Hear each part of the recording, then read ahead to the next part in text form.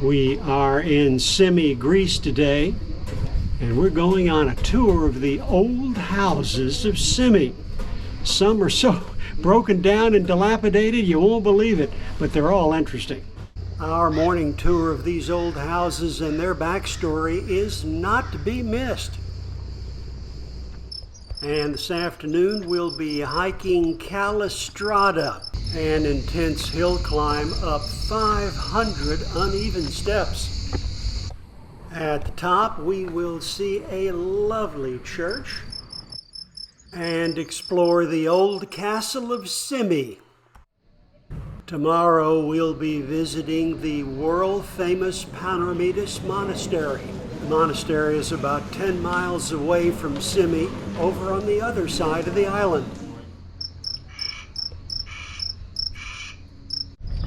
There has been considerable restoration of many houses in Symi. Over the past decade, most of these restorations are by famous architects. In just a moment, you'll see one of those restorations in progress.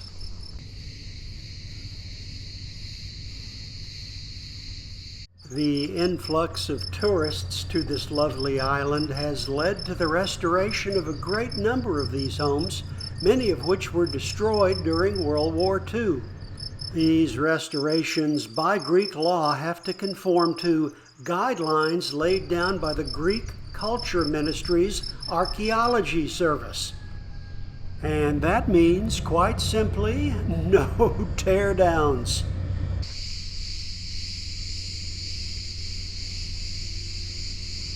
It's estimated that the price of one of these ruins has increased dramatically over time.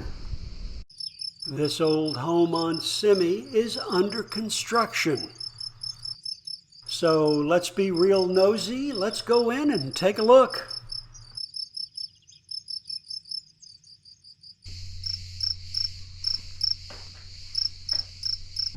This home and the next two are examples of restorations, and they are lovely.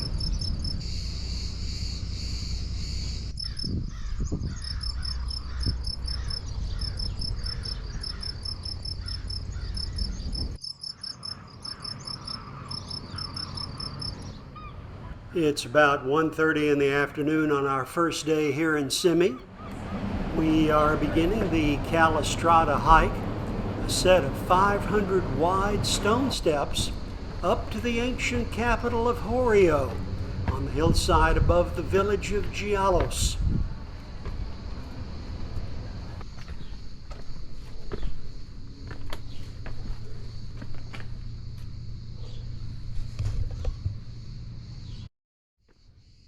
This hike is not marked except for one sign about halfway up that says up with an arrow.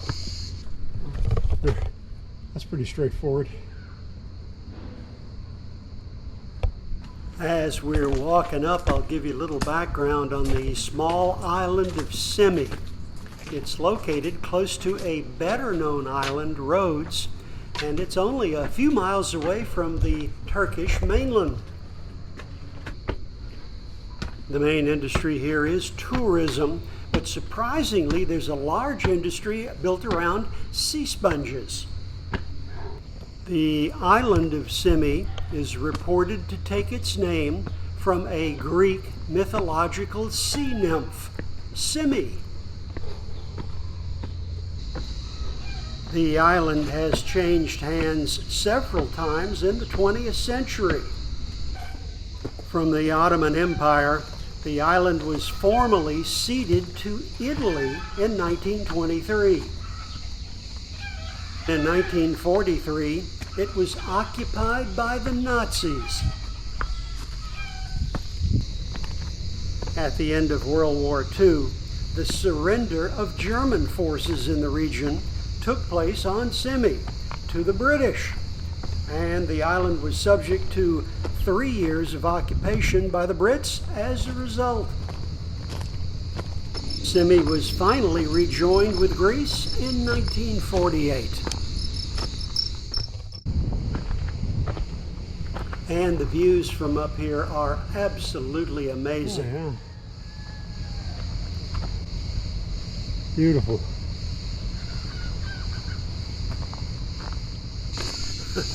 At this point, it's safe to say we're lost. So the battle plan is just find a way to keep going up.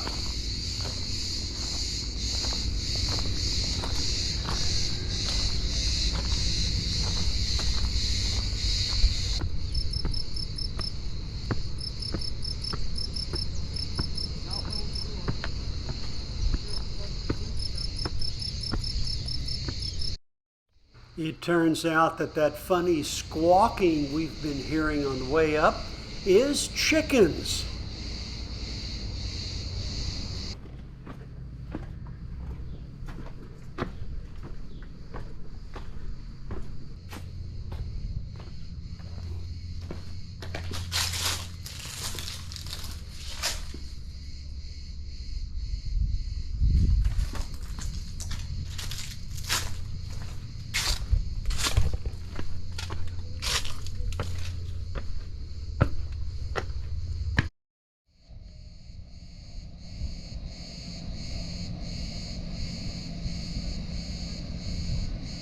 Looks like we found the Castle of Symi.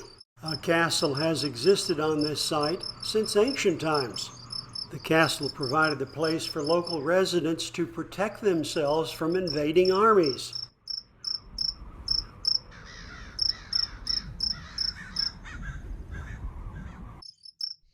We couldn't find an entrance into the castle, so our exploring was limited to just walking around the exterior of the castle.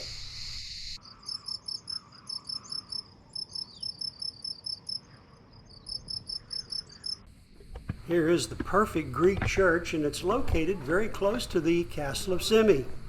The grounds were open, but the church was locked up tight.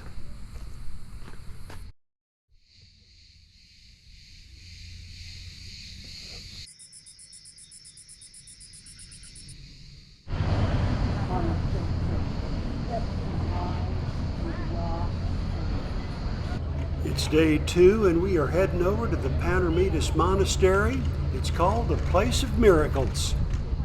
There are only 5 cabs in tiny Symi, so my miracle was to have scored this cab right here and talked the driver into taking me over the mountains to Panormitis. Most visitors come to Panormitis Monastery via ferry from other islands. People come from all over the world to visit this 700-year-old Greek Orthodox monastery. And by the way, it is dedicated to the Archangel Michael. The monastery houses many large icons of the Archangel Michael, who is reported to work wonders of healing and protection. There are many miracles and traditions here at this monastery. My favorite is pilgrims leaving a broom before the Archangel Michael. You see the brooms right here. And the monks here swear they hear the Archangel sweeping his monastery at night with these broom offerings.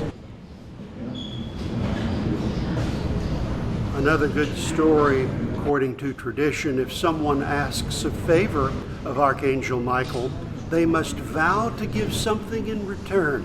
Thus, the monastery has numerous plaques left daily all around the monastery by visitors.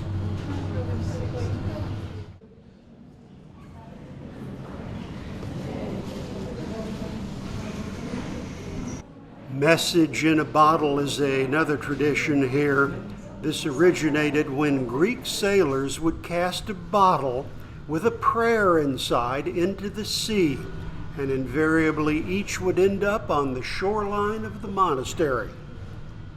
Today, many believers around the world still practice this tradition. You see the boats and the bottles on display in the museum right here.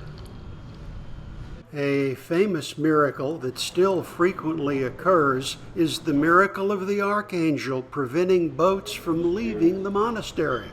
The boats, quite simply, just do not start. Apparently, this is such a frequent occurrence that boat captains announce over their PA systems, "Whoever has forgotten a promised offering to the Archangel, get off the boat and leave the offering." Once all the offerings are left, only then do the boat's engines work.